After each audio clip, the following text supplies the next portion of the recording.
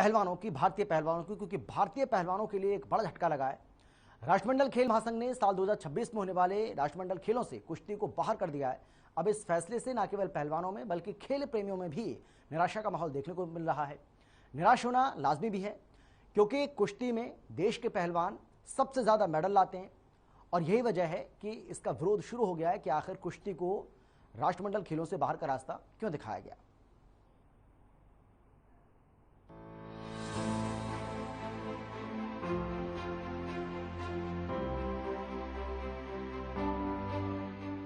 कुश्ती खिलाड़ियों को राष्ट्रमंडल खेलों से बड़ा झटका लगा है। दरअसल राष्ट्रमंडल खेल यानी कॉमनवेल्थ गेम से कुश्ती को बाहर कर दिया गया। अब देश के पहलवान साल 2026 में ऑस्ट्रेलिया में होने वाले राष्ट्रमंडल खेलों में दांव नहीं लगा पाएंगे। सीजीएफ यानी राष्ट्रमंडल खेल महासंघ के इस फैसले से हरियाणा के पहलवान और कोच नाखुश हैं। वजह साफ है, क्योंकि हरियाणा के पहलवान राष्ट्रमंडल खेलों में सबसे ज्यादा पदक लाते हैं। अब इन खिलाड़ियों का कहना है कि कुश्ती के साथ साजिश रची जा रही है। साजिश के तहत कुश्ती को लेकर भारत के साथ पक्षपात किया जा रहा है। खिलाड़ियों के लिए, रेसलिंग के लिए बड़े दुख की बात है, क्योंकि कॉमनवेल्थ गेम्स 2026 में बोल रहे हैं कि भाई कुश्ती को शामिल नहीं किया जाएगा।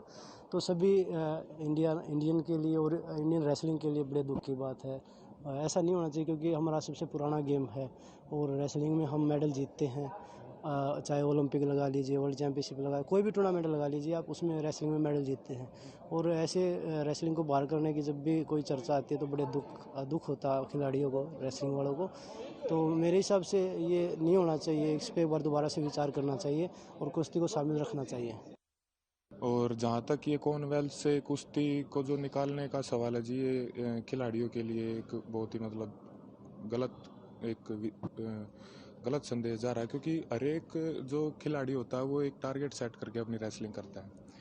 तो इस खिलाड़ियों को तो इससे नुकसान है ही है, साथ में पूरे देश को भी इससे नुकसान है, क्योंकि सबसे ज़्यादा जो कॉमनवेल्थ में हमारे पदक आते हैं वो रेसलिंग में आते हैं। तो मेडल टैली पे भी इसका बहुत असर पड़ेगा। जैसे हम 3rd 4th या मेडल टैली में जहाँ भी हम स्टैंड करते थे उससे हम नीचे ही जाएंगे, क्योंकि हमारे 7, 8, 10 गोल्ड हमेशा होते थे रेसलिंग में ही। तो इंडिया को भी नुकसान है, खिलाड़ियों को इंडिविजुअल तो नुकसान है ही इससे। ये सच है कि राष्ट्रमंडल खेलों में कुश्ती में पहलवान बहुत अच्छा प्रदर्शन कर रहे हैं। राष्ट्रमंडल खेलों से लेकर एशियन गेम्स, ओलंपिक तक में हरियाणा के खिलाड़ी अपना लोहा मनवा चुके हैं। कुश्ती हरियाणा की शान है और सभी पहलवानों की रग रग में बसी हुई है। पहलवानों की मांग है कि सरकार को खिलाड़ियों के दर्द को समझते हुए इस फैसले को लेकर अपना पक्ष रखना चाहिए। कुश्ती निकालने का बहुत दुख हुआ है जी हमें, जो सब कुछ हम इसी पे निर्भर होते हैं। जैसे हम कंपटीशन आता है कॉमनवेल्थ गेम्स, नाम बहुत बड़ा, हम जी जान से मेहनत करते हैं उसे, और उसी को बाहर निकाला जा रहे हैं। तो ये हमारे लिए बहुत दुख की खबर है और हमारी आने वाली पीढ़ी के लिए बहुत गलत है जी निकालना। राष्ट्रमंडल खेलों में भारत ही एक ऐसा देश है जो सभी 20 भार वर्गों में पदक जीतने को चुनौती देता है। पुरुष ही नहीं, महिला पहलवान भी कुश्ती में लगातार शानदार प्रदर्शन कर रही हैं। ऐसे में कुश्ती को बाहर करने से पहलवानों का मनोबल टूटेगा, देश के लाखों युवाओं को निराशा होगी। खास करके जो ऑस्ट्रेलिया में 2016 में ऑस्ट्रेलियन गेम होने वहाँ जो कुश्ती के जो है टीम नहीं है, तो उन्होंने ये गेम निकाल दिया, जो 3 गेम निकाल सकता है जिसमें राष्ट्रमंडल गेम होते हैं। तो मैं फेडरेशन, हमारी जो रेसलिंग फेडरेशन ऑफ इंडिया है, वो भी इसके लिए पूरे प्रयास कर रही है और भारत सरकार भी। तो इससे क्यों जो हिंदुस्तान में खेल जो बहुत ही 200-400 साल पहले का जो गेम है कुश्ती, और इससे जो कुश्ती प्रेमी जो कुश्ती लड़ते हैं, जो जुड़े हुए हैं, उनको काफ़ी जो झटका लगा है, सब मायूस हैं। कुश्ती संघ ने नहीं निकाला गेम को। ये जो गेम हो रहे हैं 2026 में ऑस्ट्रेलिया में, तो वहाँ के ऑस्ट्रेलिया की जो ओलंपिक एसोसिएशन है, ये उनका डिसीजन है, ये भारतीय कुश्ती संघ का डिसीजन नहीं है।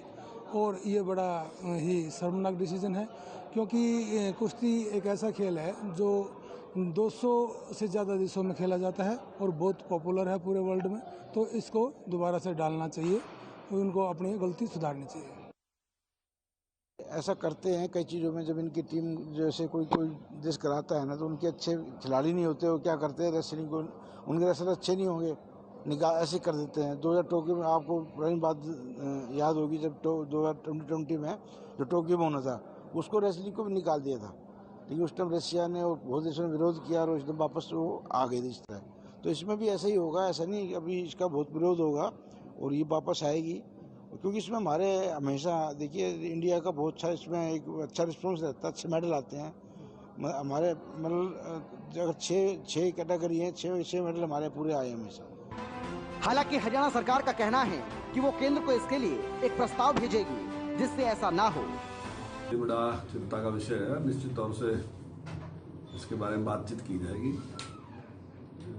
कुश्ती तो जो है प्रमुख खेल है हरियाणा का, और हमारे बहुत से जो हैं नौजवान हैं, हमारी लड़कियां हैं, उन्होंने पूरे दुनिया में देश का नाम रोशन किया है। और पुराने टाइम में तो नंबर 1 पे जो था वो भारत में तो कुश्ती को ही माना जाता था। तो ये टाना मैं समझता हूँ गलत है। माननीय मुख्यमंत्री जी भी जहाँ उचित स्थान होगा वहाँ पे इस बात को उठाएंगे। वैसे कॉमनवेल्थ गेम्स 2026 से सिर्फ कुश्ती को ही आउट नहीं किया गया, बल्कि निशानेबाजी और तीरंदाजी को भी बाहर का रास्ता दिखा दिया गया। जाहिर सी बात है, जब ये खेल नहीं होंगे तो भारत की पदक तालिका पर भी इसका असर नजर आएगा। भारतीय ओलंपिक संघ ने इसे भारत के साथ घोर अन्याय बताया। कुश्ती में भारत की धाक का अंदाजा इसी से लगाया जा सकता है कि इन खेलों में भारत ने 102 पदक अपने नाम किए हैं, जिनमें 43 स्वर्ण, 37 रजत और 22 कांस्य पदक शामिल हैं। राष्ट्रमंडल खेलों में स्वर्ण पदक विजेताओं में विनेश फोगाट, सुमित मलिक और बजरंग पुनिया का नाम शामिल है, जबकि रजत पदक विजेताओं में पूजा ढाडा, मौसम खत्री और बबीता फोगाट हैं। वहीं कांस्य पदक वालों में सोमवीर काद्यान, साक्षी मलिक और किरण बिश्नोई के नाम शामिल हैं।